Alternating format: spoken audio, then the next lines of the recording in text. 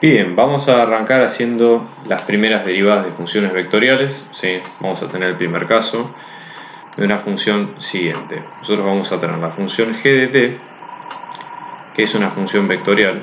¿Sí? Va a estar definida por la siguiente ecuación: 2 por seno de t y luego t por coseno de t. Todo esto para todo t perteneciente a los reales. ¿Ok? ¿Qué tipo de funciones estamos hablando en este caso? Estas son funciones vectoriales, porque si ustedes observan, son funciones cuyo dominio está en los números reales de una sola variable. En este caso, si ustedes observan la ecuación, la única variable con la que estamos trabajando es t. Pero esto a su vez puede generar dos variables independientes, ¿ok? Por eso se proyecta en R2. Acá nosotros tenemos dos funciones escalares. Supongamos que a esta le llamamos f de t y a esta le llamamos r de t, por ponerle algún nombre, ¿no? Digamos, ambas dos son funciones. En este caso vamos a cambiar el nombre a este para que no se confunda. S va a ir de r en r y r va a ir de r en r, por ejemplo. ¿Okay? Esa sería un poco la definición.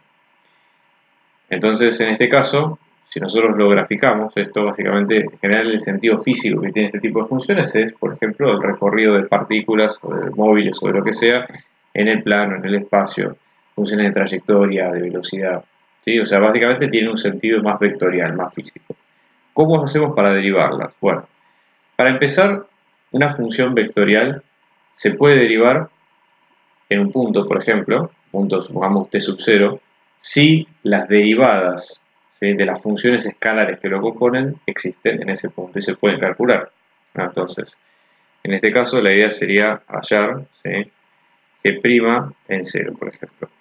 Hay varias formas, ¿no? Uno lo puede hacer por definición, pero vamos a hacer la forma más práctica, que es aplicando directamente las técnicas. Entonces, nosotros acá hemos tenido dos funciones: s de t, que es la primera, ¿sí?, que en este caso nos va a quedar como 2 por seno de t. Si la derivamos, ¿sí?, en términos generales para cualquier t, esto es lo mismo que cualquier derivada de las funciones que ustedes vienen viendo desde antes, ¿okay? O sea, no hay grandes diferencias ahí. Entonces ahí queda, digamos, la función coseno, cuando la derivamos queda 2 por coseno de t y listo. Lo mismo con r de t. ¿Okay? En este caso tenemos t por coseno de t. Al momento de derivarla, vamos a tener, por ejemplo, 1 por coseno de t más t por menos seno de t. ¿No? Entonces, ¿qué es lo que ocurre? Como ambas derivadas de las funciones escalares que lo componen se pueden calcular, bien, perfecto, ya podemos ensamblarlas en la función vectorial y esto lo que nos va a quedar va a ser 2 por coseno de t, y en este caso vamos a tener coseno de t menos t seno de t, y lo único que hace falta para reemplazar o calcular la derivada en cero es reemplazar el valor en cero y listo, ¿sí? O sea, no hay mucha diferencia. Entonces, en este caso, sí, así nos va a quedar. Entonces, eso ocurre o debería ocurrir con todos los gráficos, por ejemplo. Veamos el segundo caso, ¿no? Vamos a ver el caso A, vamos a ver el caso B, por ejemplo. ¿Sí? Una función partida, sigma, ¿sí?, de t, que en este caso va a estar abierta en dos partes. Por ejemplo, la primera, que nos va a quedar como seno de t dividido t, en la primera componente, y luego tenemos 2 por e a la t. ¿Sí? Esto vale para todo t distinto de 0, y luego en este caso tenemos 1, 2, ¿sí?, para todo t igual a 0, y la idea sería hallar, dadas estas condiciones, la derivada pero en el punto 0. ¿Okay? Bueno, acá el problema es distinto, porque nosotros en realidad deberíamos sí o sí recurrir a la definición, porque igual que las funciones escalares, esta es una función partida. Y si es una función partida, digamos, es más complicado aplicar las reglas directamente porque no nos garantiza, digamos, que la función sea continua y demás. Entonces, vamos a ir viéndolo por separado. ¿Qué es lo que se hace en estos casos? Básicamente lo que hacemos es calcular el límite, ¿sí?, por definición, en el caso del cociente incremental tendiendo a 0, ¿sí?, de ambas partes. Entonces procedemos a calcular el límite. El límite en este caso tenemos seno de h más 0 sobre h más 0, ¿sí?, menos En este caso sería la imagen en 0 del punto. Para esta variable, como tenemos la primera, en este caso vale 1, ¿ok?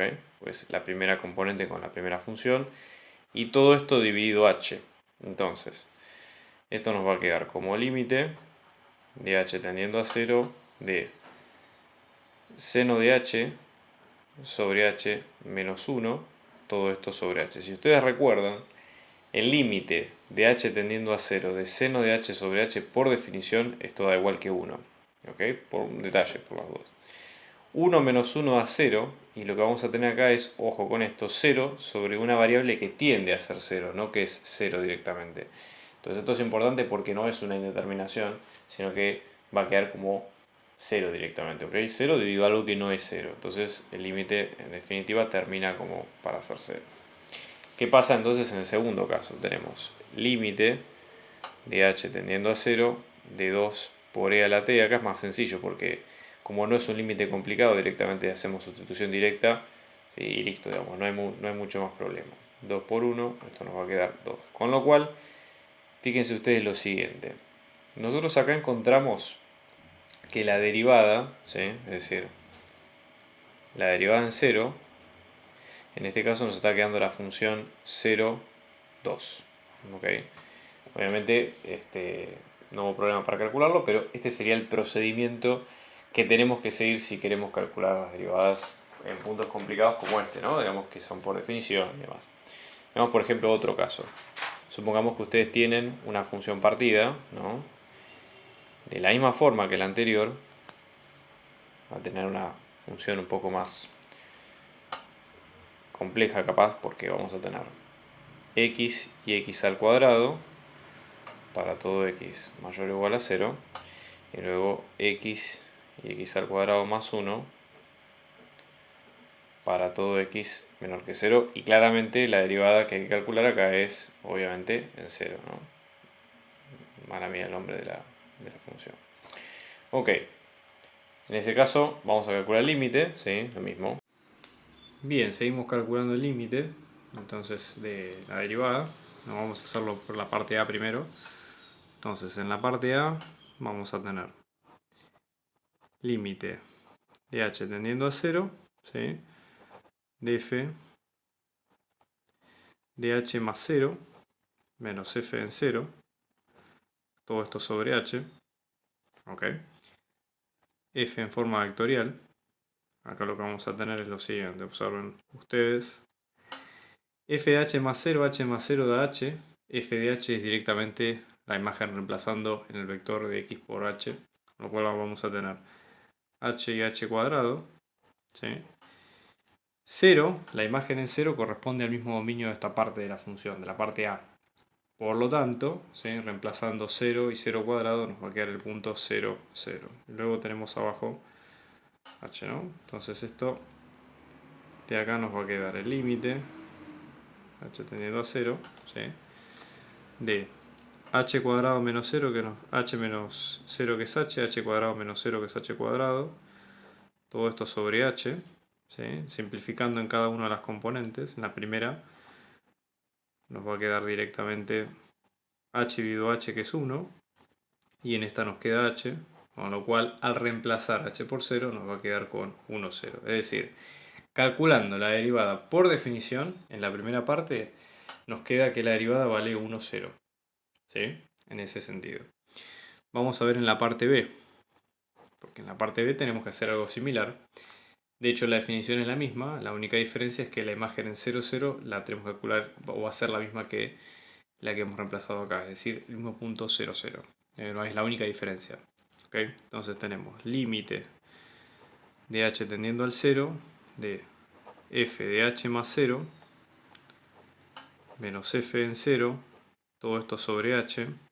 Esto nos va a quedar como límite h tendiendo al 0 de f de h más 0 es f de h, pero en este caso tenemos que usar esta imagen. Estamos calculando el límite de este lado. Entonces vamos a tener h cuadrado más 1, todo esto menos 0, 0, todo esto dividido h, ¿ok?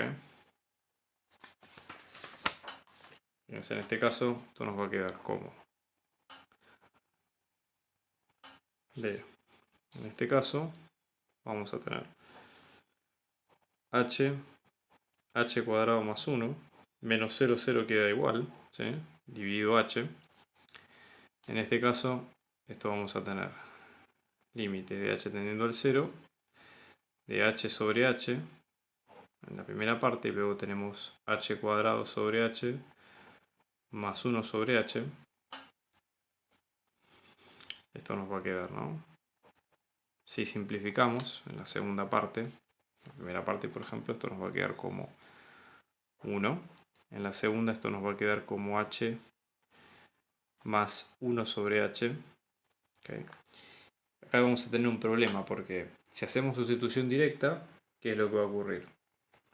Vamos a tener no 1, 0 más 1 sobre algo que tiende a ser 0. Y lo que ocurre acá es que esto tiende a ser o tiende a infinito.